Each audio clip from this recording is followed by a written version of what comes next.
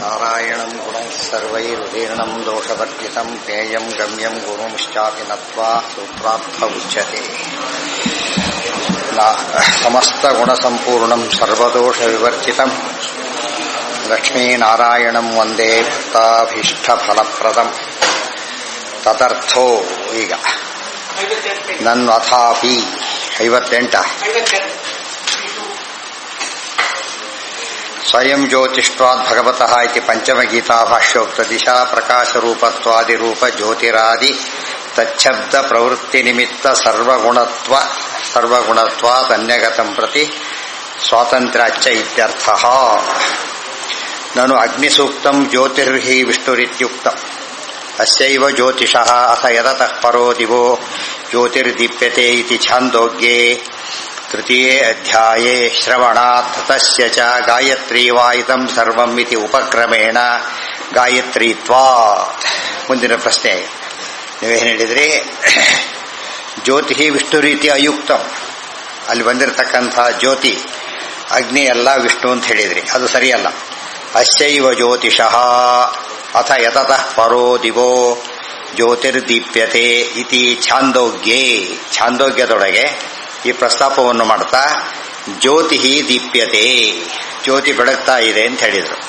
ಆ ಜ್ಯೋತಿ ಯಾವುದು ಅಂದರೆ ತೃತೀಯೇ ಅಧ್ಯಾಯೇ ಶ್ರವಣಾತ್ ತಸ್ಯ ಚ ಗಾಯತ್ರೀ ವಾಯಿದಂ ಸರ್ವಮಿತಿ ಉಪಕ್ರಮೇಣ ಗಾಯತ್ರೀತ್ವಾ. ಅಲ್ಲಿ ಗಾಯತ್ರಿ ಅಂತ ಕರೆದಿರೋ ಜ್ಯೋತಿನ, ಅಗ್ನಿ ಅಂತ ಕರೆದಿದ್ದೆ ಉತ್ತರ ಕೊಟ್ವಿ, ಅದು ಗಾಯತ್ರಿ ಅಂತ ಕರೆದಿದೆ. ಆದ್ದರಿಂದ ಇಲ್ಲಿ ಗಾಯತ್ರಿಯೇ ಜ್ಯೋತಿ. ಆದ್ದರಿಂದ ಆ ಜ್ಯೋತಿ ಯಾವುದು? ಹೃದಯ ಗುಹೆಯಲ್ಲಿರ್ತಕ್ಕಂಥ ಜ್ಯೋತಿ, ಅದು ಯಾವುದದು? ಗಾಯತ್ರಿ. ಆದ್ದರಿಂದ ಅಥಾತೋ ವಿಷ್ಣು ಜಿಜ್ಞಾಸ ಅಂತ ಆಗೋದಿಲ್ಲ, ಅಥಾತೋ ಗಾಯತ್ರಿ ಜಿಜ್ಞಾಸ ಅಂತ ಮಾಡಬೇಕೇ ಹೊರತು ಇದು ಹೇಗೆ ಸಾಧ್ಯ ಅಂತ ಕೇಳಿದ. ನಹಿ ತಸ್ಯಾಪಿ ವಿಷ್ಣುತ್ವೇ ಗಾಯತ್ರಿ ವಾಗಾದಿ ಅನ್ಯತ್ರ ಪ್ರಸಿದ್ಧ ಶಬ್ದೋಕ್ತೌ ಪ್ರಯೋಜನಮಸ್ತಿ. ಜ್ಯೋತಿಷ್ ಶಬ್ದ ಪ್ರಸ್ತುತೆ ತೇಜೋ ವೈ ಬ್ರಹ್ಮವರ್ಚಸಂ ಗಾಯತ್ರಿ ಇತಿ ತಾತ್ಪರ್ಯಾಯಸ್ಯ ಏನೋ ಮಾಡಿಬಿಟ್ಟಿದ್ದಾರನ್ನ, ತತ್ಪರ್ಯಾಯಸ್ಯ ತೇಜಸ್ ಶಬ್ದಸ್ಯ ಉಕ್ತೇಹೇ. ನೀವೇನು ಹೇಳ್ತೀರಿ ಈಗ? ಅದು ವಿಷ್ಣುವೇ ಅಂತ ಹೇಳ್ತೀರಿ.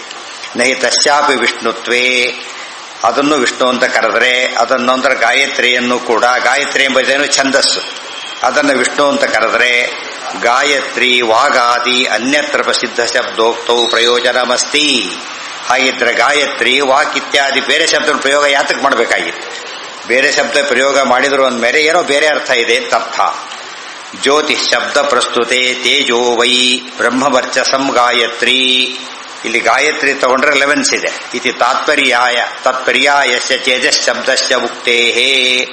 ಜ್ಯೋತಿ ಅಂತ ಹೇಳಿದ್ರು, ಗಾಯತ್ರಿ ಅಂತ ಹೇಳಿದ್ರು, ಜ್ಯೋತಿ ಶಬ್ದ ಪರ್ಯಾಯವಾದ ತೇಜಸ್ಸು ಅಂತ ಹೇಳ್ತಾರೆ. ಇಷ್ಟೆಲ್ಲ ಹೇಳಿರೋದ್ರಿಂದ ಅಲ್ಲಿ ಬಂದಿರತಕ್ಕಂಥ ಗಾಯತ್ರಿ ಕೂಡ ವಿಷ್ಣು ಅಂತ ಹೇಳೋದಕ್ಕೆ ಸಾಧ್ಯ ಇಲ್ಲ ಅಂತ ಹೇಳಿದ. ಅತ ಉಕ್ತಂ ಅಯುಕ್ತಂ ಇತ್ಯತಃ ಪ್ರಾಪ್ತಂ. ಅತಃ ಉಕ್ತಂ ಅಯುಕ್ತಂ, ಇಷ್ಟೊತ್ತೇನು ಹೇಳಿದ್ರಲ್ಲ ಅದೇನದು? ಅಯುಕ್ತಂ, ಯುಕ್ತಿಗೆ ಒಪ್ತಕ್ಕಂಥ ಮಾತಲ್ಲ. ಅದು ಕುತ್ರ ಈಗ?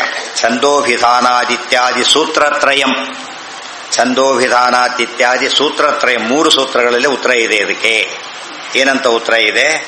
ತಸ್ಯಾಪ್ಯರ್ಥೋ ಜ್ಯೋತಿರಿತ್ಯಾದ್ಯೈರಿತಿ ಅಜ್ಞಾದಿ ಸೂಕ್ತೋಪನಿಷದ್ಗತ ಜ್ಯೋತಿ ತತ್ಸಹಸ್ರತ ಗಾಯತ್ರಿ ಪ್ರಭೃತಿಭಿಃ ಚ ಅಧಿವೇದಗತೈಃ ಅನ್ಯವಸ್ತುಷು ಪ್ರಸಿದ್ಧೈಃ ಸರ್ವೈಃ ಶಬ್ದೈಃ ಏಕೋ ವಿಷ್ಣುರೇವ ಉಚ್ಯತೆ. ನೀನು ಹೇಳಿದೆ ಅಲ್ಲ ಅಂತೇಳಿ ಹೇಳ್ತೇವೆ. ಹೌದು, ವಿಷ್ಣುವೇ ವಾಚ್ಯನಾಗಿದ್ದಾನೆ. ಜ್ಯೋತಿರಿತ್ಯಾದ್ಯೈಹಿ, ಬರೀ ಜ್ಯೋತಿ ಅಲ್ಲ, ಮುಂದೆಷ್ಟೋ ಶಬ್ದಗಳು. ವಿಷ್ಣು ಕೂಡ ವಿಷ್ಣು ವಾಚಕನೇ. ಇದು ಅಣುಭಾಷ್ಯ ಆದ್ರೆ ಸಂಗ್ರಹ. ಬರೀ ಜ್ಯೋತಿಷ್ ಅಷ್ಟೇ ಅಲ್ಲ.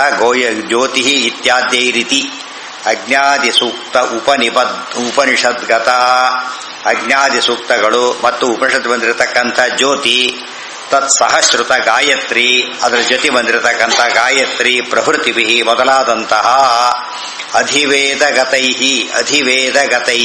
ಮೊದಲೇನು ಹೇಳಿದ್ರು? ಅಧಿಭೂತ. ಆಮೇಲೆ ಹೇಳಿದ್ರು ದೈವ. ಈಗ ಹೇಳ್ತಾರೆ ಅಧಿವೇದ. ಅಧಿವೇದ ಅಂದ್ರೇನು? ವೇದಗಳಲ್ಲಿ ಏನೇನು ಬಂದಿವೆ ಬೇರೆ ಬೇರೆ ವಿಚಾರಗಳು, ಅವೆಲ್ಲವೂ ಕೂಡ ವಿಷ್ಣುವಾಚಕನೇ. ಅಧಿಗತೈಹಿ ಅನ್ಯ ವಸ್ತುಷು ಪ್ರಸಿದ್ಧೈಹಿ. ಮೇಲ್ನೋಟಕ್ಕೆ ಗಾಯತ್ರಿ ಅಂತ ಬೇರೆ ಕಡೆ ಪ್ರಸಿದ್ಧ, ತೇಜಸ್ ಬೇರೆ ಕಡೆ ಪ್ರಸಿದ್ಧ, ಜ್ಯೋತಿ ಬೇರೆ ಕಡೆ ಪ್ರಸಿದ್ಧ, ಛಂದಸ್ಸು ಬೇರೆ ಕಡೆ ಪ್ರಸಿದ್ಧ. ಆದರೆ ಎಲ್ಲವೂ ಕೂಡ ಏನವೋ ಸರ್ವೈಹಿ ಶಬ್ದೈಹಿ ಏಕೋ ವಿಷ್ಣುರೇವ ಉಚ್ಯತೆ. ಎಲ್ಲಾ ಶಬ್ದಗಳಿಂದ ಕೂಡ ವಿಷ್ಣು ಒಬ್ಬನೇನೇ ಹೇಳಲ್ಪಡ್ತಾನೆ. ನತು ಛಂದೋ ವಿಶೇಷಾದಿಹಿ, ಛಂದಸ್ಸಾಗಲಿ, ಛಂದೋ ವಿಶೇಷ ಅಂದ್ರೆ ಗಾಯತ್ರಿ. ಅನೇಕ ಛಂದಸ್ಸುಗಳಲ್ಲಿ ಗಾಯತ್ರಿ ಏನೋ ಒಂದು ಛಂದಸ್ಸು. ಮನುಷ್ಯ ವಿಶೇಷ ಬ್ರಾಹ್ಮಣ, ಗೊತ್ತಾಯ್ತಾ? ಮನುಷ್ಯ ವಿಶೇಷ ಬ್ರಾಹ್ಮಣ. ಬ್ರಹ್ಮಚಾರಿ ಒಂದು ಆಶ್ರಮ, ಸನ್ಯಾಸ ಆಶ್ರಮ ವಿಶೇಷ, ಗೊತ್ತಾಯ್ತಾ? ಗಾಯತ್ರಿ ಏನದು ಛಂದೋ ವಿಶೇಷ, ಒಂದು ಛಂದಸ್ಸಿನಲ್ಲಿ ಒಂದು ಅಂತ ಅರ್ಥ. ನತು ಛಂದೋ ವಿಶೇಷಾದಿಹಿ ಅಂತ ಹೇಳಬೇಡ. ಕುತಃ ಸರ್ವಗುಣತ್ವತಃ, ಇಂಪಾರ್ಟೆಂಟ್. ಛಂದಸ್ಸು ಅಂತ ಯಾತಕ್ಕಂತಾರೆ, ಗಾಯತ್ರಿ ಅಂತ ಯಾತಕ್ಕಂತಾರೆ, ಅವೆಲ್ಲ ಏನು ಹೇಳುತ್ತೆ? ಮುಖ್ಯವಾಗಿ ವಿಷ್ಣುವನ್ನೇ ಹೇಳೋದು. ಗಾಯತ್ರಿ ಅದು ಯಾತ ಕರೀತಾರೆ ಗಾಯತ್ರಿನ? ಗಾಯತಿ ಚ ತ್ರಾಯತಿ ಚ ಇತಿ, ಗಾಯಂತಂ ತ್ರಾಯಿತೆ ಯಸ್ಮಾತ್ ಗಾಯತ್ರಿ ಇತಿ ತತಸ್ಮೃತ ಅಂತ ಪ್ರತಿನಿತ್ಯ ಹೇಳೋದು. ಯಾರು ಸ್ತೋತ್ರ ಮಾಡ್ತಾರೋ ಸಂರಕ್ಷಣೆ ಮಾಡ್ತಾನೆ ಅಂತ ಭಗವಂತನ ಏನಂತ ಹೆಸರಿದೆ? ಗಾಯತ್ರಿ ಅಂತಿರೋದ್ರಿಂದ ಇವರೆಲ್ಲ ತಿಳ್ಕೊಂಡಿದ್ದೇನು? ಗಾಯತ್ರಿ ಮಂತ್ರ ಹೇಳ್ತಕ್ಕಂಥ ಅದ್ವೈತಿ ಮೊದಲಾದವರೆಲ್ಲ ಗಾಯತ್ರಿ ಸ್ತ್ರೀ ದೇವತೆ ಅಂತ ತಿಳ್ಕೊಂಡಿದ್ದಾರೆ, ಗೊತ್ತಾಯ್ತಾ? ಆಕೆಗೆ 6 ಕೈಗಳು 3 ತಲೆ ಏನೇನೋ ಕಲ್ಪನೆ ಮಾಡಿಬಿಟ್ಟು ಯದ್ಯಪಿ ಗಾಯತ್ರಿ ಮಂತ್ರ ಹೇಳಿದ್ರು ಕೂಡ ಏನಲ್ಲ ಅದು, ಕೊನೆಗೆ ಗಾಯತ್ರಿ ಅಲ್ಲೇ ಅಲ್ಲ. ಅವ್ರು ಹೇಳಿದ್ರೆ ಗಾಯತ್ರಿ ಅರ್ಥದಲ್ಲಿ ಬಂದೇ ಇಲ್ಲ. ಆದ್ರಿಂದ ಅವ್ರು ಮಾಡಿದ್ರು ಕೂಡ ಏನಾಗಲಿಲ್ಲ, ಅದು ನಿಜವಾದ ಅರ್ಥದಲ್ಲಿ ಗಾಯತ್ರಿ ಮಂತ್ರ ಆಗೋದೇ ಇಲ್ಲ. ಗಾಯತ್ರಿ ಮಂತ್ರದ ಅರ್ಥ ಬ್ರಹ್ಮಸೂತ್ರ ಭಾಷ್ಯ ಅವೆಲ್ಲ ಒಂದ್ ಕಡೆ ಇರಲಿ, ಗಾಯತ್ರಿ ಏನಂತ ಹೇಳಿದ್ದು ಕೂಡ ಆಚಾರ್ಯರಿದೆ. ಗಾಯತ್ರಿ ವಿಷಯ ಕೂಡ ಯಾರಿಗೂ ಗೊತ್ತಾಗ್ತಿದ್ದಿಲ್ಲ. ವಿಷ್ಣುವಾಚಕ ಧ್ಯೇಯ ಸದಾ ಸವಿತೃ ಮಂಡಲ ಮಧ್ಯವರ್ತಿ ನಾರಾಯಣ ಶ್ಲೋಕ ಹೇಳಿದ್ದು ಆಚಾರ್ಯರೇ. ನರಸಿಂಹ ಪುರಾಣದ ಶ್ಲೋಕ, ಸೌರ ಪುರಾಣದ ಶ್ಲೋಕ ಎರಡನ್ನೂ ಆಚಾರ್ಯ ಉಲ್ಲೇಖ ಮಾಡ್ತಾರೆ. ಅದು ಆಚಾರ್ಯ ಅಷ್ಟು ತಿಳಿಸಿದ್ರಾದ್ರಿಂದ ಅದಕ್ಕೆ ಆಚಾರ್ಯ ಶ್ರೀಮದಾಚಾರ್ಯ ಎಂಬುದು ಸರಿಯಾದ ಅತ್ಯಂತ ಎಷ್ಟರ್ಥ ಹೇಳಿದ್ರು ಕೂಡ ಒಪ್ತಕ್ಕಂಥ ಮಾತು. ವಿಶಿಷ್ಟಾದ್ವೈತಿಗಳು ಅವರು ಅಷ್ಟೇ ನಾರಾಯಣ ಅಂತ ಹೇಳ್ತಾರೆ, ಆದರೆ ಇದು ನಾರಾಯಣ ಮಂತ್ರ ಇವೆಲ್ಲ ಇಲ್ಲ. ಸ್ವಗತ ಭೇದ ವರ್ಜಿತತ್ವ, ವಾಯುಜೀವತ್ವ ಅವೆಲ್ಲ ಇಲ್ಲ. ಆದ್ದರಿಂದ ಹೊಡಿಸಲಿಕ್ಕೆ ವಾಯುಜೀವತ್ವ ಒಪ್ಪದಿಲ್ಲ. ಏತಾಮೇವ ನಾ ಅತಿಶೀರ್ಯತೆ ಪಾದೋಶ್ಚ ಸರ್ವಾಭೂತಾನಿ ತ್ರಿಪಾದಶ್ಚಾಮೃತಂ ತ್ರಿವೀ. ನೋಡಿ, ತ್ರಿಪಾತ್ ಅಂತಿದೆ. ಗಾಯತ್ರಿ ತ್ರಿಪಾತ್ ಛಂದಸ್ ಹೇಳ್ತಾರೆ ಅಂದ್ರೆ ತ್ರಿಪಾತ್ ಎಂಬುದು ವಿಷ್ಣುವಿನ ಹೆಸರೇನೆ. ಗಾಯತ್ರಿ ವಿಷ್ಣುವಿನ ಹೆಸರು. ಏನೇನು ಹೇಳ್ತೀರೋ ಅದಿಷ್ಟು ವಿಷ್ಣು ಹೆಸರುಗಳು. ಅಧಿವೇದಗತವಾದಂತಹ ಎಲ್ಲಾ ಶಬ್ದಗಳು ಕೂಡ ವಿಷ್ಣುವಾಚಕವಾದ್ದರಿಂದ ಇಲ್ಲಿ ಜ್ಯೋತಿಸ್ಸು ಛಂದಸ್ಸು ಎಲ್ಲ ಕೂಡ ವಿಷ್ಣು ಪರವೇ ಅಂತ ಹೇಳಿದ್ರು. ಇತ್ಯಾದಿನ ಉಕ್ತ ಏತತ್ ಪ್ರಕರಣಸ್ಥ ಸರ್ವ ವೇದ ಉಚ್ಚಾರಣ ಅಖಿಲ ಪಾಲನ ರೂಪ ಗಾನ ತ್ರಾಣ ಕರ್ತೃತ್ವ ಸರ್ವೋತ್ತಮತ್ವ ಭೂತಾದಿ ಪಾದತ್ವಾದಿ ಸರ್ವಗುಣತ್ವಾದಿತ್ಯರ್ಥ ಕೇನ ನಿಮಿತ್ತೇನ ಸರ್ವಗುಣತ್ವತಃ. ಇದೆಲ್ಲ ಯಾತಕ್ಕೆ ಕೊಡುತ್ತೆ ಅಂದ್ರೆ ಸರ್ವಗುಣತ್ವತಃ. ಏನ್ ಗುಣಗಳಲ್ಲಿ ಹೇಳಿರೋದು ಅಂತ ಕೇಳಿದ್ರೆ, ಗಾಯತಿ ತ್ರಾಯತಿ ಪಾದೋಶ್ಚ ವಿಶ್ವಾಭೂತಾನಿ ಏತಾಮೇವ ನಾತಿಶೀರ್ಯತೆ ಇತ್ಯಾದಿ ನ ಉಕ್ತ ಏತತ್ ಪ್ರಕರಣಸ್ಥ. ಅಲ್ಲೇನು ಪ್ರಕರಣ ಬಂದಿದೆ, ಗಾಯತ್ರಿ ಪ್ರಕರಣ, ಅದರಲ್ಲಿ ಏನೇನು ಶಬ್ದಗಳು ಬಂದಿವೆ, ಏನೇನವು? ಸರ್ವ ವೇದೋಚ್ಚಾರಣ, ಅಖಿಲ ಪಾಲನ ರೂಪ, ಗಾನ ತ್ರಾಣ ಕರ್ತೃತ್ವ, ಗಾನ ತ್ರಾಣ ಕರ್ತೃತ್ವ ಸರ್ವೋತ್ತಮತ್ವ ಭೂತಾದಿ ಪಾದತ್ವಾದಿ ಸರ್ವಗುಣತ್ವಾದಿತ್ಯರ್ಥ. ಅಖಿಲ ಪಾಲನ ಮಾಡೋ ಶಕ್ತಿ, ಆಮೇಲೆ ಅಖಿಲ ಗಾನ ಮಾಡೋದು, ಅಖಿಲ ತ್ರಾಣ ಕರ್ತೃತ್ವ, ಇವೆಲ್ಲ ಸರ್ವೋತ್ತಮತ್ವ, ಭೂತಾದಿ ಪಾದತ್ವ, ಇಷ್ಟು ಕೂಡ ಸರ್ವಗುಣಗಳು ಯಾರಲ್ಲಿವೆ? ಗಾಯತ್ರಿ ಮೊದಲ ಛಂದಸ್ಸುಗಳಲ್ಲಿಲ್ಲ. ಗಾಯತ್ರಿ ನಾಮಕ ವಿಷ್ಣುವಿನಿರೋದರಿಂದ ವಿಷ್ಣುವೇ ಗಾಯತ್ರಿ ಶಬ್ದವಾಚ್ಯನಾದವನು. ಸರ್ವಗುಣತ್ವತಃ ಗಾಯತ್ರಿ ವಾಗಾದಿ ಅಧಿದೈವಗತ ತತ್ತಚ್ಛಬ್ದ ಪ್ರವೃತ್ತಿ ನಿಮಿತ್ತವತ್ವ ಅನ್ಯಗತಂ ಪ್ರವೃತ್ತಿ ಹೇತುಂ ಪ್ರತಿ ಸ್ವಾತಂತ್ರ್ಯಾಚ್ಯ ಇತ್ಯರ್ಥ. ಗಾಯತ್ರಿ ವಾಕ್ ಆದಿ ಅಧಿದೈವಗತ ತತ್ತಚ್ಛಬ್ದ ಪ್ರವೃತ್ತಿ ನಿಮಿತ್ತ, ಇವೆಲ್ಲ ಅಧಿಶೈವ ಶಬ್ದಗಳು. ಗಾಯತ್ರಿ ವಾಕ್ ಮೊದಲಾದವುಗಳು ಅವುಗಳಿರ್ತಕ್ಕಂತಹ ತತ್ತಚ್ಛಬ್ದ ಪ್ರವೃತ್ತಿ ನಿಮಿತ್ತವತ್ವಾತ್, ತತ್ತಚ್ಛಬ್ದ ಪ್ರವೃತ್ತಿ ನಿಮಿತ್ತತತ್ವಾತ್. ಆಯಾ ಶಬ್ದಗಳಿಗೆ ಏನೇನು ಪ್ರವೃತ್ತಿ ಬರಲಿಕ್ಕೆ ಒಂದು ಶಬ್ದ ಪ್ರವೃತ್ತಿ ಹೇಳಿಲ್ಲ. ಕುಂಟ ಅಲ್ಲ, ಕಾಲಿರಬಾರ್ದು, ಅವನು ಕುಂಟ. ಅದೇ ರೀತಿ ಕಣ್ಣಿರಬಾರ್ದು, ಕುರುಡ, ಅದು ಪ್ರವೃತ್ತಿ ನಿಮಿತ್ತ. ಯಾರನ್ನೋ ಕುರುಡ ಅಂದ್ರೆ ಕುರುಡ ಆಗೋದಿಲ್ಲ, ಕಣ್ಣು ಇರ್ಕೂಡ್ದು ಅವನಿಗೆ, ಅವಾಗ ಕುರುಡ ಅಂತ ಕರಿಬೇಕು. ಅದೇ ರೀತಿ ಅದ್ರಲ್ಲಿ ದೋಷಗಳು, ಇದೆಲ್ಲ ಏನಿವು ಗುಣಗಳು. ಯಾವುದೇ ಗುಣ ಹೇಳಬೇಕಾದ್ರೆ ಏನಿರಬೇಕು? ಗುಣಕ್ಕೆ ಪ್ರವೃತ್ತಿ ನಿಮಿತ್ತ. ಭಾರಿ ಸುಂದರ ಅಂತ ಹೇಳಿದ, ಅದು ಏನಿಂದ ಕುರೂಪಿ, ಸುಂದರ ಅಂತ ಜನ ನಕ್ಕು ಬಿಡ್ತಾರ. ಏನಂತಾರೆ ಅದಕ್ಕೆ? ಸುಂದರ ಶಬ್ದ ಪ್ರವೃತ್ತಿಗೆ ನಿಮಿತ್ತ ಏನು? ಸೌಂದರ್ಯ. ಅದೇ ಇಲ್ಲ ಆದ್ರಿಂದ ಶಬ್ದಕ್ಕೆ ಅವನು ವಾಚ್ಯನಾಗ್ಲಿಕ್ಕೆ ಸಾಧ್ಯ ಇಲ್ಲ ಅಂತ ಕರೀತಾರೆ. ಆದರೆ ಇಲ್ಲಿ ದೇವರಿಗೆ ಹಾಗಲ್ಲ, ಸರ್ವ ಗುಣಗಳು ಇವೆ. ದೋಷಗಳು ಪ್ರಶ್ನೆ ಬರಲಿಲ್ಲ. ಯಾಕೆ?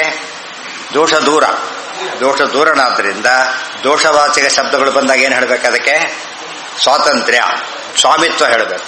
ಉಳಿದು ಬಂದಾಗ ತತ್ವ. ಅರ್ಥ ಆಯ್ತಾ? ಈಗ ಈ ಕಳ್ಳರು ಸರ್ಕಾರದ ಅಧೀನ, ದೋಷಿಗಳಾಗಿ ಅಧೀನ. ಆದರೆ ಗುಣವಂತರು ಸರ್ಕಾರಕ್ಕೆ ಅಧೀನ, ಗುಣವಂತರಾಗಿ ಅಧೀನ.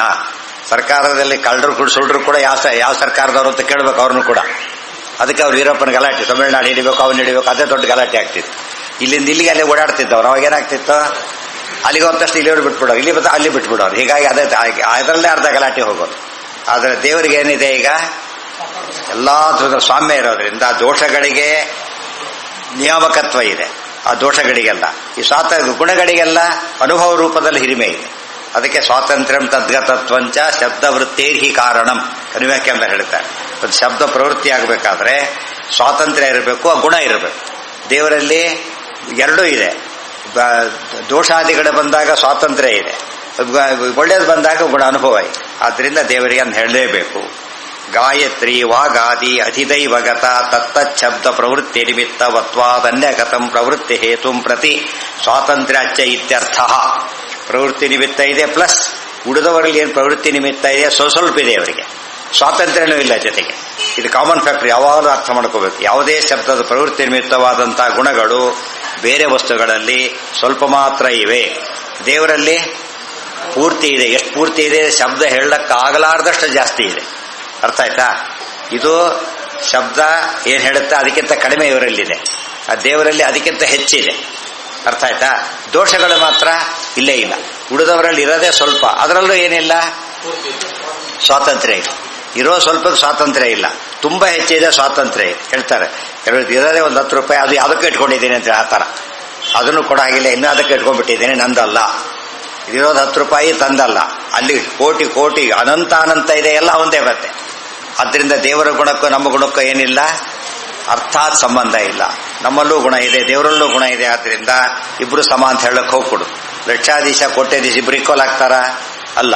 ಆದ್ದರಿಂದ ಗುಣಗಳಲ್ಲೂ ತಾರತಮ್ಯ ಇದೆ. ಪ್ರವೃತ್ತಿ ಹೇತುಂಪತಿ ಸ್ವಾತಂತ್ರ್ಯಾಚ ಇತ್ಯರ್ಥ. ಎಲ್ಲ ಕೆಡ್ತಾ ಹೋದಂತೆ ಅವಿಷ್ಟು ಶಬ್ದ ಹೇಗೆ ಹೇಳ್ತಾ ಅನುಭವ ಬರಲಿಕ್ಕೆ ಶುರುವಾಗುತ್ತದೆ. ಯಾವುದೇ ಶಬ್ದಗಳು ಬಂದ ಅಲ್ಲಿ ದೇವರ ಚಿಂತನೆ ಮಾಡೋದು ಸುಲಭ ಆಗಿಬಿಡುತ್ತೆ. ತತ್ತ ಶಬ್ದವಾಚ್ಯತ್ವ ಬರಬೇಕು, ಪ್ರವೃತ್ತಿ ನಿಮಿತ್ತ ಬರಬೇಕು. ಹುಡುಗರಲ್ಲಿ ಯಾತಕ್ಕೆ ಪ್ರವೃತ್ತಿ ನಿಮಿತ್ತ ಇಲ್ಲ ಅಂತ ಹೇಳೋದಿಲ್ಲ ಅಂತ ಹೇಳೋದು. ಅದಕ್ಕೆ ಏನು ಹೇಳಿದ ಪ್ರಹ್ಲಾದ? ನಿನಗೂ ಮಾಡ್ಲಿಕ್ಕೆ ಬರೋದಿಲ್ಲ. ಯಾತಕ್ಕೆ? ಇಲ್ಲ, ಒಂದೇ ರೂಪಾದಿಗಳಿಲ್ಲ. ತತ್ಸಾಸುವನ್ನೇ ಅಸುರವರ ದೇಹಿನಾಮ್ ಅಂತ ಹೇಳ್ತಾ ಹಿತ್ವಾತ್ವಪಾತಂ ಗೃಹಮಂದ ಕೂಪಂ ವನಂಗತೋ ಯದ್ಧರಿಮಾಶ್ರಯೇತ. ಯಾರನ್ನು ಆಶ್ರಯಿಸಿದರೆ ಮುಕ್ತಿ ಸಿಗುತ್ತೋ ಅಂತ ಕೂಡ ನಿನ್ನಲ್ಲಿ ಇಲ್ವಲ್ಲ, ನಿನ್ನನ್ನು ಯಾಕೆ ನಾನು ಸ್ತೋತ್ರ ಮಾಡಬೇಕು ಅಂತ ಕೇಳಿದ. ಅರ್ಥ ಆಯ್ತಾ? ನಿನಗೆ ಯಾವುದೂ ಇಲ್ಲ ಅಂತ ಏನ್ ಮಾಡಿದ್ರು ಒಪ್ಪಲಿಲ್ಲ. ಉದಾಹರಣೆ, ಬೆಂಕಿನ ನೀರು ಅಂತ ಕರಿ ಅಂತ ಏನ್ ಮಾಡ್ಬೇಕು? ಅದಕ್ಕೆ ಬೆಂಕಿನ ಐಸು ಅಂತ ಕರಿ ಅಂತ ಅವನು ಗಲಾಟೆ ಶುರು ಮಾಡೋದು. ಏನ್ ಹೇಳ್ಬೇಕು ಅದಕ್ಕೆ? ನಾನು ಕರೀಲಿಕ್ಕೆ ಸಾಧ್ಯ ಇಲ್ಲ. ಯಾತಕ್ಕೆ? ಬೆಂಕಿಯಲ್ಲಿ ನೀರಿನ ಗುಣ ಇಲ್ಲೇ ಇಲ್ಲ, ಐಸರಲ್ಲಿ ಬೆಂಕಿ ಗುಣ ಇಲ್ಲೇ ಇಲ್ಲ. ಅದರಲ್ಲಿ ನಮಗೆ ಹೇಗೆ ಗ್ಯಾರಂಟಿ ಅನಿಸುತ್ತೋ ಹಾಗೆ ದೇವರು ಅಲ್ಲದವರಲ್ಲಿ ದೇವರು ಅಂತ ಕರೀಲಿಕ್ಕೆ ಬರೋದಿಲ್ಲ. ಅದು ದೀಕ್ಷೆ ಅಂತ ಹೇಳಿ ಸುಳ್ಳು ಹೇಳಿದಾಗುತ್ತೆ. ಸೊ ಪ್ರಹ್ಲಾದ ಏನೋ ಒಂದು ಹಠ ಹಿಡಿದು ಸುಮ್ಮನೆ ವಾದಿಸ್ತಾ ಇಲ್ಲ. ಪ್ರವೃತ್ತಿ ನಿಮಿತ್ತ ಇಲ್ಲದನ್ನು ಹ್ಯಾಕೆ ಕರೀಲಿ, ಸ್ವಾತಂತ್ರ್ಯದ ಹ್ಯಾಕೆ ಕರೀಲಿ ಅಂತ ಹೇಳ್ತಾರೆ. ಅದು ದೊಡ್ಡದು. ತೇನೈ ವಾತ್ರ ಸರ್ವನಯೇಷು ಅಪಿ ಇಂದ್ರ ಆಕಾಶ ಪ್ರಾಣ ಜ್ಯೋತಿರ್ಗಾಯತ್ರಿ ವಾಗಿತ್ಯಾದಿ ಶಬ್ದಾನಾಂ ವಿಷ್ಣರ್ಥತ್ವೇ ವಿಷ್ಣು ಲೋಕತೋ ಪ್ರಸಿದ್ಧಾನಾಂ ಅನ್ಯತ್ರ ರೂಢಾನಾಂ ಶ್ರುತಿಷು ಪ್ರಯೋಗೆ ಪ್ರಯೋಜನಂ ನಾಸ್ತೀತ್ಯಪಿ ನಿರಸ್ತಂ ಯತಃ ತತ್ತಚ್ಛಬ್ದ ಪ್ರವೃತ್ತಿ ನಿಮಿತ್ತ ಗುಣವತ್ವಾತ್ ನಿಮಿತ್ತ ತಾದೃಶ ಸರ್ವಗುಣ ಲಾಭಾರ್ಥಮಿತಿ ಯಾವತೆ ಸರ್ವೈಃ ಗುಣಿ ಸಾಮಾನ್ಯ ಅಧಿದೈವಾಧಿಭೂತ ಅಧ್ಯಾತ್ಮಗತ ಸೂಕ್ತಸ್ಥ ಅಧಿವೇದಗತೈಃ ಶಬ್ದೈಃ ವಿಷ್ಣುರೇವ ಉಚ್ಯತೆ. ತೇನೈವಾತ್ರ ಈ ಕಾರಣ ಕೊಟ್ಟಿದ್ರಿಂದಾನೆ ಸರ್ವನಯೇಶ್ವಪಿ. ಸರ್ವನಯಗಳು ಅಂದ್ರೇನು? ಸರ್ವ ಅಧಿಕರಣಗಳು. ಎಲ್ಲ ಅಧಿಕರಣಗಳಲ್ಲೂ ಕೂಡ ಏನೇನು ಬರುತ್ತೆ ಮುಂದೆ? ಇಂದ್ರ, ಆಕಾಶ, ಪ್ರಾಣ, ಜ್ಯೋತಿ, ಗಾಯತ್ರಿ, ವಾಕ್ ಇತ್ಯಾದಿ ಶಬ್ದಾನಾಂ. ಇತ್ಯಾದಿ ಯಾವ ಶಬ್ದ ಉಪಯೋಗಿಸಿದ್ರು ಕೂಡ ವಿಷ್ಣುರ್ಥತ್ವೇ. ಆ ಶಬ್ದಕ್ಕೆ ಅರ್ಥ ಏನಂತ ತಿಳ್ಕೊಂಡು ಮುಖ್ಯವಾಗಿ ವಿಷ್ಣು ಅಂತಲೇ ತಿಳಿಬೇಕು. ವಿಷ್ಣು ಲೋಕತೋ ಪ್ರಸಿದ್ಧಾನಾಂ ಅನ್ಯತ್ರ ರೂಢಾನಾಂ. ವಿಷ್ಣು ಲೋಕತೋ ಪ್ರಸಿದ್ಧಾನಾಂ ಅನ್ಯತ್ರ ರೂಢಾನಾಂ ಶ್ರುತಿಷು ಪ್ರಯೋಗೆ. ವಿಷ್ಣುವಿನಲ್ಲಿ ಅನ್ಯತ್ರ ರೂಢವಾದ ಶಬ್ದಗಳ ಶ್ರುತಿಯಲ್ಲಿ ಪ್ರಯೋಗ ಮಾಡಿದಾಗ ಪ್ರಯೋಜನಂ ನಾಸ್ತಿ ಇತ್ಯಪಿ ನಿರಸ್ತಂ. ನೀವು ಹೇಳ್ತೀರಿ ಪ್ರಯೋಜನ ಏನದಕ್ಕೆ? ಸರ್ವಶಬ್ದವಾಚ್ಯತೆ ಏನು ಉಪಯೋಗ ಅಂತ ಕೇಳಿದರೆ ಯತಃ ತತ್ತಚ್ಛಬ್ದ ಪ್ರವೃತ್ತಿ ನಿಮಿತ್ತ ಗುಣವತ್ವಾ, ಆಯಾ ಪ್ರವೃತ್ತಿಗೆ ನಿಮಿತ್ತವಾದ ಗುಣಗಳಿವೆ ಅಂತ ಅರ್ಥ. ಅದಕ್ಕೆ ಶಬ್ದವಾಚ್ಯತ್ವ ಅಂದ್ರೆ ಸುಮ್ಮನೆ ಶಬ್ದ ಹೇಳೋದಲ್ಲ. ಇಂಜಿನಿಯರ್ ಅಂತ ಕಡೆ ಅರ್ಥ ಇದೆ, ಡಾಕ್ಟರ್ ಅಂತ ಕಡೆ ಅರ್ಥ ಇದೆ. ಡಾಕ್ಟರ್ ಅಂತ ಕೇಳಿದ್ರೆ P H D doctor, medical doctor ಅಂತ ಕೇಳ್ತಾರಲ್ಲ, ಹಾಗೆ ಪ್ರವೃತ್ತಿ ನಿಮಿತ್ತ ಇದೆ. ಯಾಕೆ ಕೇಳಿದವನೀಗ? ಔಷಧಿ ಬೇಕಾಗಿದೆ. ಅವನಿಗೆ ಗೊತ್ತಾಗಿದ್ದಕ್ಕೇನು ಉಪಯೋಗ? ಈಗ ಪ್ರಯೋಜನ ಪಡೆಯಲಿಕ್ಕೆ ಬರುತ್ತೆ. ಸುಮ್ಮನೆ ಶಬ್ದ ಮಾತಾಡಿದ್ರೆ ಏನು ಬೇಕಾದ್ರೆ ಮಾತಾಡ್ಬೋದು. ಅದು ಆ್ಯಕ್ಚುಲಿ ಏನಿದೆ ಸಮಸ್ಯೆ ಇದೆ, ಅವನಿಗೆ ರೋಗದ ಸಮಸ್ಯೆ ಇದೆ, ಡಾಕ್ಟರ್ ಅಂತ ಹೇಳಿದ.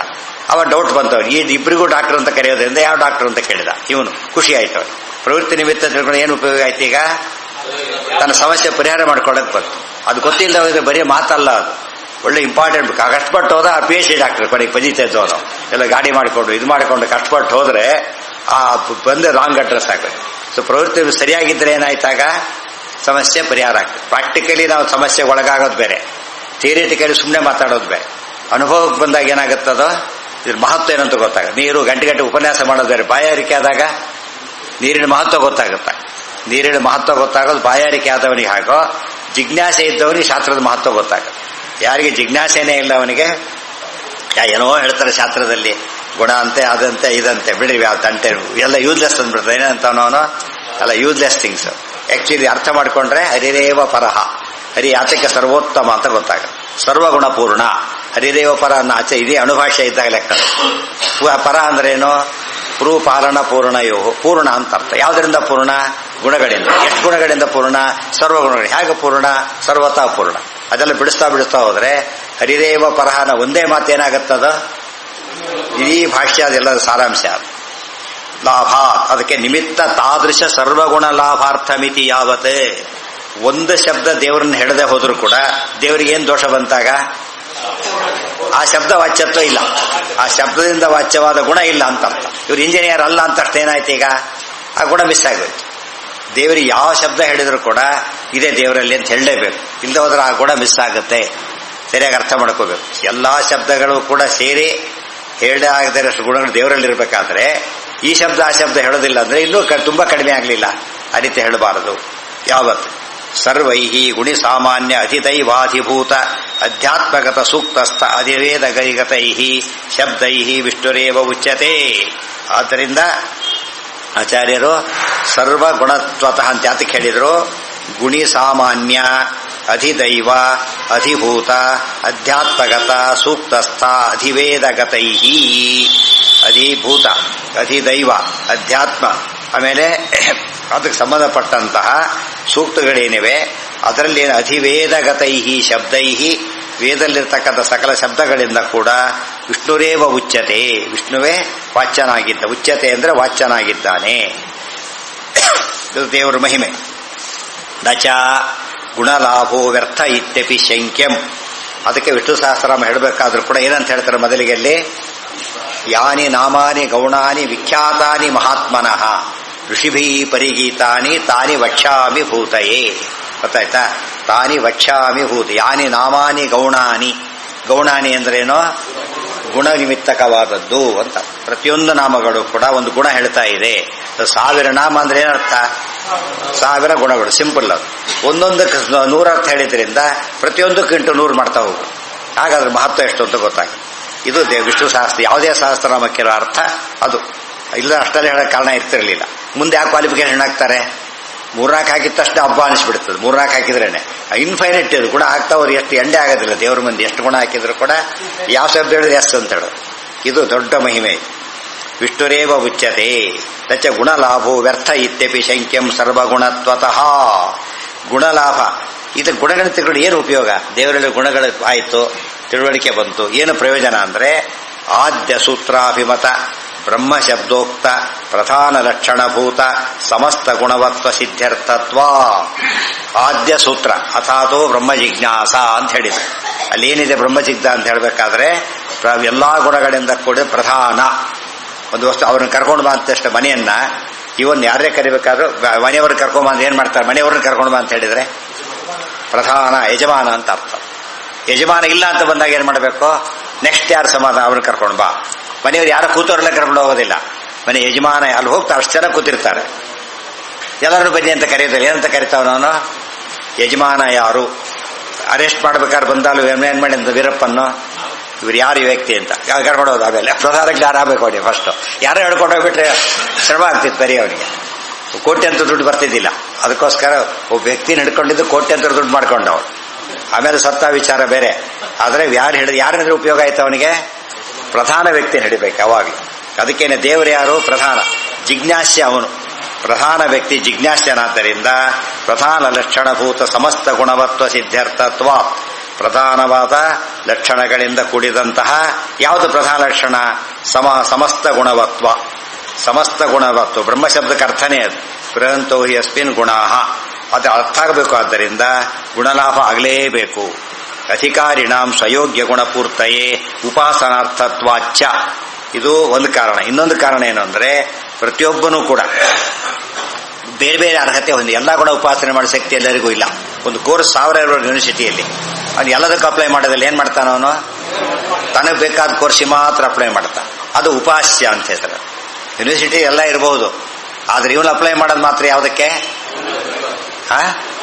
ತನಗೆ ಬೇಕಾದಕ್ಕೆ ಮಾತ್ರ. ಅದೇ ದೇವ್ರದ್ದು ಅಷ್ಟು ಗುಣ ಇದ್ರೂ ಕೂಡ ಉಪಾಸನೆ ಮಾಡೋ ಶಕ್ತಿ ನಮಗಿಲ್ಲ. ಯಾವುದಿದೆ ಈಗ? ಮ್ಯಾಥಮೆಟಿಕ್ಸ್ ಇವನು ಬರೀ ಬಹಳ ಸೋದ್ದು, ನಂಗೆ ಅದಾಗೋದಿಲ್ಲ. ಸೀಟ್ ಕರೆದು ಕೊಟ್ಟರು ಬೇಡ, ನನಗೆ ಬೇಕು, ಉಪಾಸನೆ ಮಾಡ್ಲಿಕ್ಕೆ ಆಗೋದಿಲ್ಲ ಅಂತ ಅರ್ಥ. ಉಪಾಸನೆ ಅಂದ್ರೆ ಏನಲ್ಲಿ? ಓದಿ ಅರ್ಥ ಮಾಡಿಕೊಡು. ಓದಿ ಅರ್ಥ ಮಾಡೋಣ ಬರೋದಿಲ್ಲ. ಆದ್ದರಿಂದ ಉಪಾಸ್ಯತ್ವ ಇಲ್ಲ. ಸೀಟ್ ಫೀರ್ ಕೊಟ್ಟರು ಕೂಡ ತೊಗೊಳ್ಳೋ ಸ್ಥಿತಿಯಲ್ಲಿ ಇಲ್ಲ ಅವನು. ಅದೇ ಕಾಮರ್ಸ್ತಾನೆ ಕರೆದು ಅವಾಗ ಏನ್ ಮಾಡ್ದ? ಖುಷಿ ಆಯ್ತು, ನಾನು ಸಂಬಂಧಪಟ್ಟ ವಿಚಾರ. ಉಪಾಸ್ಯತ್ವ ಅಂದ್ರೆ ಹಾಗೆ. ಯಾರ್ಯಾರಿಗೆ ಯಾವ ಗುಣದ ಉಪಾಸನೆ ಮಾಡಬೇಕು ಅಂತಿದೆಯೋ ಆ ಗುಣಗಳು ದೇವರಲ್ಲಿದೆ ಅಂತ ಆಗ್ಬೇಕೀಗ. ಯಾರು ಕಷ್ಟಪಟ್ಟು ಹೋದ. ಇವತ್ತು ನಿಮಗೆ ಗೊತ್ತಿರಬೇಕು, ಯೂನಿವರ್ಸಿಟಿ ಅಂತ ಹೆಸರು ವಿಶ್ವವಿದ್ಯಾನಿಲಯ. ಅದಕ್ಕೆ ಆಕ್ಚುಲಿ ಅರ್ಥ ಏನು ಅಂದ್ರೆ, ಬೇಕಾದ ಯಾವ ವಿದ್ಯೆಗೂ ಓದೋ ಅವಕಾಶ ಇರಬೇಕು ಅಂತ ಅರ್ಥ. ವಿಶ್ವವಿದ್ಯಾನಿಲಯ 4-5 ಕೋರ್ಸ್ ಹಾಕೊಂಡು ವಿಶ್ವವಿದ್ಯಾಲಯ ಅಂತ ಕರೀಲಿಕ್ಕೆ ಬರೋದಿಲ್ಲ. ಏನಂತ ಕರಿಬೇಕದನ್ನ? ವಿಶ್ವದಲ್ಲಿ ಎಷ್ಟು ವಿದ್ಯೆಗಳಿದೆಯೋ ಅಷ್ಟು ವಿದ್ಯೆನೇ ಹೇಳ್ಕೊಡಾಗಿರ್ಬೇಕು ಅಂತ. ವಿಶ್ವ ಭಾರಿ ಕಡಿಮೆ, ಕೆಲವರಲ್ಲಿ ಮಾತ್ರ ಇದೆ. Banaras Hindu university, Karnataka university. ಅದ್ರಲ್ಲಿ ಯಾವ ಕಾಂಬಿನೇಷನ್ ಬೇಕಾದ್ರೆ ತಗೋಬೋದು, ತಲೆ ತೋಚಿದ್ದು ತಗೋಬೋದು. ಇಂಥದ್ದಂತಿಲ್ಲ. ಅಲ್ಲಿ ಸಬ್ಜೆಕ್ಟ್ ಇಲ್ಲದೆ ಹೋದ್ರೆ ಪಾಠ ಮಾಡೋರು ನೀವು ಓದ್ಕೋಬಹುದು ಅಷ್ಟೇ. ಇಲ್ಲೆಲ್ಲ ಹಾಗಿಲ್ಲ. ಏನಿರುತ್ತೋ ಅದನ್ನೇ ಓದ್ಬೇಕು. ಅವ್ರಿಗೆ ತುಂಬಾ ಕಾಂಬಿನೇಷನ್ ಇಲ್ಲ, ಇಲ್ಲಿ ತುಂಬಾ ಕಡಿಮೆ ಇರೋದು. ಅಲ್ಲಿ ಸಿಕ್ಕಾಬಟ್ಟೆ ಇದೆ. ಸಂಸ್ಕೃತ, ಲಾಜಿಕ್ಕು, ಮ್ಯಾಥಮೆಟಿಕ್ಸ್, ಗೊತ್ತಾಯ್ತಾ? ಫಿಸಿಕ್ಸು, ಕೆಮಿಸ್ಟ್ರಿ, ಸಂಸ್ಕೃತ, ಏನ್ ಬೇಕಾದ್ರೂ ತಗೋಬಹುದು ನೀವು, ತಲೆ ತೋಚಿದ್ದಲ್ಲ. ನಿಮ್ಗೆ ಇಷ್ಟ ಇದ್ರೆ ತಗೊಳ್ಳಿ. ಅದು ಇಲ್ಲೇ ಬಹುಶಃ ಕರ್ನಾಟಕದಲ್ಲಿರೋದು ವೈಶಿಷ್ಟ್ಯ ಅದು. ಅದಕ್ಕೆ ಅಲ್ಲಿಗೆ ಹೋಗಿದ್ದು. ಅಲ್ಲಿ ಓದ್ಲಿಕ್ಕೆ ಕಾರಣ ಅದೇನೆ. ಒಂದೊಂದು ಕಾಂಬಿನೇಷನ್ ಏನ್ ಬೇಕಾದ್ರೂ ತಗೋಬಹುದು. ಅದನ್ನ ಯಾವ್ದು ತಗೊಂಡ್ರೆ ಬೇಸ್ಟ್ ಇಲ್ಲದ ತಗೊಂಡೆವು, ಕ್ಲಾಸ್ ಮುಡಿಸೋ ಟೈಮ್ ಹೊಡಿಯುತ್ತೆ ಅಂತೇಳಿ. ಬೇಸ್ಟ್ ಯಾವುದಕ್ಕೆ ಇರೋದಿಲ್ಲ. ಅವ್ರು ಅದೇ ಓದ್ಕೊಡಿ ಅಂತ ಹೇಳಿ ಅಟೆಂಡೆನ್ಸ್ ಪ್ರಶ್ನೆ ಬರೋದಿಲ್ಲ. ಆಗ ಅಟೆಂಡೆನ್ಸ್ ಪ್ರಶ್ನೆ ಬರಬಾರದು ಅಂತೇಳಿ ಅಂತ ತಗೊಂಡಿದ್ದು. ಇಲ್ಲಿ ಹಾಗೆಲ್ಲ ಇಲ್ಲ. ಇಲ್ಲಿ ಅದನ್ನೇ ಓದ್ಬೇಕಿಲ್ಲವ್ರು ಇಲ್ಲೇ ಇಲ್ಲ, ಸೀಟೇ ಇಲ್ಲ. ನೀವು ಓದ್ಕೊಳ್ಳೋ ಆಪ್ಷನ್ ಕೊಡೋದಿಲ್ಲ.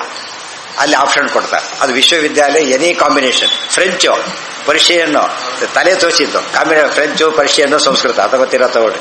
ಉರ್ದು, ಸಂಸ್ಕೃತ, ಕನ್ನಡ ತಗೊಳ್ರಿ. ಆ ಥರ ವ್ಯವಸ್ಥೆ. ಅದು ವಿಶ್ವವಿದ್ಯಾಲಯ ಸಾರ್ಥಕ ಆಗುತ್ತೆ.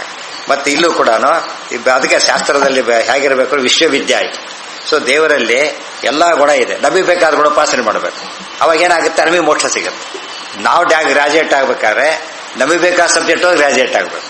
ಗ್ರಾಜುಯೇಷನ್ ಅಪ್ರೋಕ್ಷ ಜ್ಞಾನ ಇದ್ದಾಗ. ಅಪ್ರೋಕ್ಷ ಜ್ಞಾನ ಯಾವ್ದ್ರಿಂದ ಆಗ್ಬೇಕು? ನಮಗೀಗ ನಮಗೆ ಬೇಕಾದ ಗುಣ ಉಪಾಸನೆ ಮಾಡಬೇಕು. ಆ ಗುಣ ಇದೆ ಅಂತ ಯಾವಾಗ ಗೊತ್ತಾಗುತ್ತೆ? ಆ ಶಬ್ದವಾಚ್ಯತ್ವ ಇದ್ದಾಗ ಗುಣ ಇದೆ ಅಂತ ಗೊತ್ತಾಗುತ್ತೆ. ಆ ಶಬ್ದವಾಚ್ಯತ್ವ ಇದೆ ಅಂತ ಹೇಳ್ಬೇಕಲ್ಲ, ಅದಕ್ಕೆ ಇದೆಲ್ಲ ಹೊರಟಿರೋದು. ಆದ್ದರಿಂದ ಪ್ರತಿಯೊಬ್ಬರಿಗೂ ದೇವರು ಯಾತಕ್ಕೆ ಬೇಕು ಅಂದ್ರೆ, ಯಾವ ಗುಣ ಬೇಕಾದ್ರೂ ಅವನಲ್ಲಿದೆ. ಇವಳೆಲ್ಲರದ್ದು ಬಿಡದವ್ರ ಹತ್ರ ಹೇಳಿದ್ರು. ಮುಚುಕುಂದರಾಜನಿಗೆ ಅವನ ಗ್ರಹ ಮಾಡಿದ್ರು. ನೋಡು, ಮೋಕ್ಷ ಬಿಟ್ಟು ಬೇಕಾದ ಕೇಳ್ಕೊ ಅಂತ ಹೇಳಿ. ಮೋಕ್ಷ ಕೊಡೋ ಗುಣ ನಮ್ಮಲ್ಲಿ ಇಲ್ಲ ಅಂತ ಹೇಳಿದ್ರು. ವರಂ ಋಣೀಶ್ವ ಭದ್ರಂತೆ ಋತೆ ಕೈವಲ್ಯಮಾತ್ಮನಃ. ಬೇಕಾದ ವರ ಕೇಳು, ಮೋಕ್ಷ ಮಾತ್ರ ಕೇಳಬೇಡ. ಮೋಕ್ಷ ಕೊಡೋ ಶಕ್ತಿ ನಮ್ಮಲ್ಲಿಲ್ಲ. ಸರ್ವಗುಣತ್ವತಃ ಹೊರಟೋಯ್ತಾರೆ. ಅರ್ಥ ಆಯ್ತಾ? ಇದು ಸರಿಯಾಗಿ ಅರ್ಥ ಮಾಡ್ಕೊಂಡ್ರೆ ಇದ್ರ ಉಪಯೋಗ ಏನಂತ ಗೊತ್ತಾಗುತ್ತೆ. ಬ್ರಹ್ಮಸೂತ್ರ ಯಾಕೆ ಓದಬೇಕು? ಆಚಾರ್ಯ ಯಾಕೆ ಭಾಷ್ಯ ಬರಿಬೇಕಾಗಿತ್ತೆ? ಯಾಕೆ ಇಷ್ಟರ ಜಿಜ್ಞಾಸೆ ಯಾತಕ್ಕೆ? ಉಳಿದ ಭಾಷೆ ಯಾಕೆ ಖಂಡನೆ ಮಾಡಬೇಕಾಗಿತ್ತು? ಅದಕ್ಕೆಲ್ಲ ಉತ್ತರ. ಆ ರೀತಿ ಇಲ್ಲದವರು ಸುಮ್ಮನೆ ಟೈಮ್ ವೇಸ್ಟ್ ಆಗಿಬಿಡ್ತಾ ಇತ್ತು. ಅತ್ಯಂತ ಮುಖ್ಯ ಇದು. ನನು ಚ ಉಪಕ್ರಮಸ್ಥ ಗಾಯತ್ರಿ ಶಬ್ದೇನ ತದುಪರಿಶ್ರುತ ಜ್ಯೋತಿಃಪದೇನ ಚ ವಿಷ್ಣು ಏಕ ಏವ ಉಚ್ಯತೆ ಇತಿ ಅಯುಕ್ತಂ. ತ್ರಿಪಾದಸ್ಯಾಮೃತಂ ದಿವಿ ಇತಿ ದಿವಃ ಪರೋ ಜ್ಯೋತಿರಿತಿ ದುಸ್ತತ್ವ ದಿವಃ ಪರತ್ವಯೋರುಕ್ತ್ಯ ತಯೋರ್ಹೋ ಭಿನ್ನತ್ವಾತಿಥಿ ನ ಶಂಕ್ಯಂ ಸರ್ವಗುಣತ್ವತಃ. ಮತ್ತೆ ಅಲ್ಲೇನೆ ನೀವು ಉಪಕ್ರಮಸ್ಥ ಗಾಯತ್ರಿ ಶಬ್ದೇನ, ಗಾಯತ್ರಿ ವಾವ ಇದಂ ಸರ್ವ ಅಂತ ಬಂದಿತ್ತಲ್ಲ, ಅಲ್ಲಿ ಗಾಯತ್ರಿ ಶಬ್ದಕ್ಕೆ ಏನಂತ ಅರ್ಥ ಮಾಡಿದ್ರಿ? ವಿಷ್ಣು ಅಂತ ಮಾಡಿದ್ರಿ. ಅದನ್ನು ಒಪ್ಪೋದಿಲ್ಲ ಅಂತ ಹೇಳಿದ. ಏಕೆ? ತದುಪರಿಶ್ರುತ ಜ್ಯೋತಿಃಪದೇನ, ಮುಂದೆ ತದುಪರಿ ಅದಾದ ಮೇಲೆ ಒಂದು ಶ್ರುತಿಯಲ್ಲಿ ಒಂದು ಪದ ಬಂದಿದೆ. ಏನಂತ? ಜ್ಯೋತಿಃಪದೇನ, ಜ್ಯೋತಿಯನ ಪದ ಬಂದಿದೆ. ಅದು ವಿಷ್ಣುನೇ ಹೇಳ್ತಾನೆ, ವಿಷ್ಣುನೇ ವಾಚ್ಯ ಅಂತ ಹೇಳಿದ್ರಿ ನೀವು. ಇತಿ ಅಯುಕ್ತಂ, ಅದು ಸರಿಯಲ್ಲ. ಯಾಕೆ? ಅಲ್ಲಿ ಗಾಯತ್ರಿ ಅಂದ್ರೆ ಸುಮ್ಮನೆ ಆಗಲಿಲ್ಲ, ತ್ರಿಪಾತ್ ಅಂತ ಕರೆದಿದ್ದ. ಗಾಯತ್ರಿ ತ್ರಿಪಾತ್ ಹೌದಲ್ಲೋ? ಗಾಯತ್ರಿ ತ್ರಿಪಾತ್ ಹೌದಲ್ಲ? ತ್ರಿಪಾತ್ ಅಂದ್ರೆ ಏನು? 3 ಪಾದ ಇದೆ. ಮತ್ತೆ ಅಮೃತಂ ದಿವಿ ಇತಿ ದಿವಃ ಪರೋ ಜ್ಯೋತಿರಿತಿ, ದಿವಃ ಪರಹ ಜ್ಯೋತಿ ಅನ್ನೋ ಪದ ಇದೆ. ಜ್ಯೋತಿ ಅಂತ ಮುಂದೆ ಬಂತು, ತ್ರಿಪಾತ್ ಅಂತ ಬಂತು. ದುಸ್ತತ್ವ ಅಂದ್ರೇನು? ದ್ಯುಲೋಕದಲ್ಲಿ ಇರುವಿಕೆ. ಅದು ದಿವಃ ಪರತ್ವ, ಅದರ ಮೇಲಿರುವಿಕೆ. ಇತ್ಯುಕ್ತ ತಯೋರ್ ಭಿನ್ನತ್ವಾತಿತೇನ ಶಂಕ್ಯಂ. ಆದ್ರಿಂದ ಈ ಗಾಯತ್ರಿಯೇ ಬೇರೆ, ಇಲ್ಲಿ ಬಂದಿರೋ ಗಾಯತ್ರಿಯೇ ಬೇರೆ, ಜ್ಯೋತಿಯೇ ಬೇರೆ, ನೀವು ಹೇಳ್ತಕ್ಕಂಥದ್ದೇ ಬೇರೆ. ಆದ್ದರಿಂದ ಇದನ್ನು ಸಮನ್ವಯ ಮಾಡಕೂಡೋದು, ವಿಷ್ಣುವಿನಲ್ಲಿ ಸಮನ್ವಯ ಮಾಡಕೂಡೋದು ಅಂತ ಕೇಳಿದ್ರೆ ಸರಿಯಲ್ಲ. ಸರ್ವಗುಣತ್ವತಃ ಏನಾದರೂ ತಗೋ, ಯಾವ ಆಂಗಲ್ ಬೇಕಾದರೂ ತಗೋ, ದೇವರಲ್ಲಿ ಅದು ಇದೆ. ವಿಷ್ಣೋ ಏಕಸ್ಯೈವ ಜುಸ್ತತ್ವ ದಿವಃ ಪರತ್ವ ಗುಣವತ್ವಾದಿತ್ಯರ್ಥ. ತ್ರಿಲೋಕ ವಿವಕ್ಷಾಯಾಂ ಲಕ್ಷಯೋಜನ ಉನ್ನತ ಅಂತರಿಕ್ಷಾದುಪರಿಸ್ಥಿತಾನಾಂ ಅನಂತಾಸನ ಶ್ವೇತದ್ವೀಪ, ಒಂದೇ ಪದ, ಶ್ವೇತ ಆದ್ಮೇಲೆ ಗ್ಯಾಪ್ ಇರಬಾರ್ದು. ಶ್ವೇತದ್ವೀಪ ವೈಕುಂಠಾನಾಂ ದ್ಯುತ್ವೇನ ತತ್ರ ಸ್ಥಿತ ವಾಸುದೇವ ನಾರಾಯಣ ವೈಕುಂಠಾಖ್ಯ ವಿಷ್ಣು ರೂಪಾಣಾಂ. ತಾತ್ಪರ್ಯ ಏನು ಅಂದ್ರೆ 3 ಪಾದ ಇರೋದು ಗಾಯತ್ರಿ, 3 ಪಾದ ಅವಲ್ಲಯ್ಯ, 3 ಪಾದ ಶ್ವೇತದ್ವೀಪ ಅನಂತಾಸನ ಇವು 3 ಪಾದಗಳು. ಇದಿರೋದು ವಿಷ್ಣು ಲೋಕಕ್ಕೆ ಮಾತ್ರ, ಬೇರೆದಕ್ಕಿಲ್ಲ. ಅವನು 3 ಪಾದ ಆದ್ರೆ ಆ ಪಾದ ಎರಡು ಮುತ್ಕೊಂಡ್ಬಿಟ್ಟಿದ್ದ. ಇದೆಲ್ಲ ನಾಲೆಡ್ಜ್ ಏನಾಗ್ತಾ ಹೋಗುತ್ತೆ, ಇದರಿಂದ ಎಕ್ಸ್ಪ್ಯಾಂಡ್ ಆಗ್ತಾ ಹೋಗುತ್ತೆ. ತ್ರಿಪಾದ್ ಅನ್ನೋ ಶಬ್ದ ತುಂಬಾ ಲಿಮಿಟೆಡ್ ಸೆನ್ಸ್ ನಲ್ಲಿ ಉಪಯೋಗಿಸ್ತಾ ಇದ್ದವು. ಆಕ್ಚುಲಿ ಏನಾಯ್ತದ ಈಗ ವಿಷಯ ಇವತ್ತು ಯಾವಾಗಲೂ ತೀರ್ಥ 3ನೇ ತ್ರಿಪಾದ, ಟ್ರೈಪಾಡ್ ಅಂತ ಕರೀತಾರಲ್ಲ, ಇವನ್ ಇದರಲ್ಲೂ ಉಪಯೋಗಿಸ್ತಾರೆ, ಲ್ಯಾಬಲ್ಲೂ ಕೂಡ ಟ್ರೈಪಾಡ್ ಅಂತ ಕರೀತಾರೆ. 3 ಪಾದ ಇರೋದು, 3 ಪಾದ ಇದ್ದಲ್ಲಿ ನೆನ್ಪಿಟ್ಕೋಬೇಕಾ. 3 ಪಾದಗಳು ಗಾಯತ್ರಿ ಸಂಕೇತ, ಗೊತ್ತಾಯ್ತಾ? ಗಾಯತ್ರಿ ಸಂಕೇತವಾದ್ದರಿಂದ ಅದನ್ನ ಗಂಗಾಳ ಅನ್ನೋ ಪದದಲ್ಲಿ, ಗಂಗಾಳ ಸ್ನಾನ ಗಂಗಾಳ ಅಂತ ಅದಕ್ಕೆ ಕರಿತಿದ್ರು ಹಿಂದೆ. ಗಂಗಾ ಸ್ಮರಣೆ ಬರಲಿ ಅಂತ ಕರೀತಾರೆ. ಗಂಗಾಲಯ ಅನ್ನೋ ಪೂರ್ತಿ ಹೆಸರು. ಅದು ಗಂಗಾಳ ಅಂತ ಕರೆದು ಗಂಗಾ ಸ್ಮರಣೆ ಮಾಡ್ತಿದ್ರು ಪಾಪ. ಬಕೆಟ್ ಅಂತ ಕರೆದು ಹೋಗ್ಬಿಡುತ್ತೆ. ಗಂಗಾ ಸ್ಮರಣೆ ಮಾಡೋದು ತಪ್ಪೋಯ್ತು ಅಷ್ಟೇ. ಅದಕ್ಕೆ ತ್ರಿಪಾದ ಅಂತ ಕರೀತಾನೆ. ನೆನಪಾಗಬೇಕು, 3 ಪಾದ ಮೇಲೆ ತೀರ್ಥ ಇಟ್ಬಿಟ್ಟ ಏನಾಯ್ತದ? ಈ 3 ಪಾದಗಳು ಅಂದ್ರೆ ವಿಷ್ಣುವಿನ 3 ಪಾದಗಳಿವು. ಆ ವಿಷ್ಣು ಯಾರೋ ಗಾಯತ್ರಿ ಮತ್ತು ಪ್ರತಿಪಾದ್ಯ, ಅವೆಲ್ಲ ಪ್ರಾಕ್ಟಿಕಲಿ ಅರ್ಥ ಆಗಬೇಕು. ಆ ರೀತಿ ಮಾಡೋದಕ್ಕೆ ಅದನ್ನೆಲ್ಲ ಮಾಡಿರೋದು. ಅದೆಲ್ಲ ಅದೇ ಹೇಳಿದ, ಆ ತ್ರಿಪಾದ ಬೇರೆ, ಗಾಯತ್ರಿ ತ್ರಿಪಾದ ಬೇರೆ. ಅಲ್ಲಿ ತ್ರಿಪಾದ ಶ್ವೇತದ್ವೀಪ ಅನಂತಾಸನ ವೈಕುಂಠ, ಅದ್ರ ಮೇಲೆ ಭಗವಂತ ಇದ್ದಾನೆ, ಗೊತ್ತಾಯ್ತಾ? ಅವು ಎಲ್ಲದರ ಮೇಲಿವೆ. ಮತ್ತೆ ಆ 3 ಲೋಕದ ಮೇಲೆ ಅವಿವೆ. ಪರಮಾತ್ಮನ ಸ್ವರೂಪ ಅದನ್ನು ಮೀರಿದೆ ಅಂತ ಹೇಳಿದ್ರು. ಅದೆಲ್ಲ ವಿಶೇಷ ಮಹಿಮೆ ಅಲ್ಲಿಗೆ. ಮತ್ತೆ ನಾಳೆ ಪಾಠ ಇದೆ ಇಲ್ವಾ? ಗಾಯತ್ರಿ ಜಪ ನಾಳೆ ಪಾಠ ಇಲ್ಲ. ಬುಧವಾರ ಗುರುವಾರ ಊರಲ್ಲಿರೋದಿಲ್ಲ, ಗೊತ್ತಾಯ್ತಾ? ಅಲ್ಲ, ಗುರುವಾರ ಶುಕ್ರವಾರ ಊರಲ್ಲಿರೋದಿಲ್ಲ. ಶನಿವಾರದಿಂದ ಅಲ್ಲಿ ಇದೆ ರಾಮಸೇವಾ ಮಾಡಲಿ ಕಾರ್ಯಕ್ರಮ ಎಂದು ಶನಿವಾರ, ಭಾನುವಾರ, ಸೋಮವಾರ. ಸೊ ಮುಂದಿನ ಮಂಗಳವಾರನೇ ಇಲ್ಲಿ ಪಾಠ. ಮುಂದಿನ ಮಂಗಳವಾರ. ಓಂ ಜನ್ಮಾದ್ಯಶ್ಚ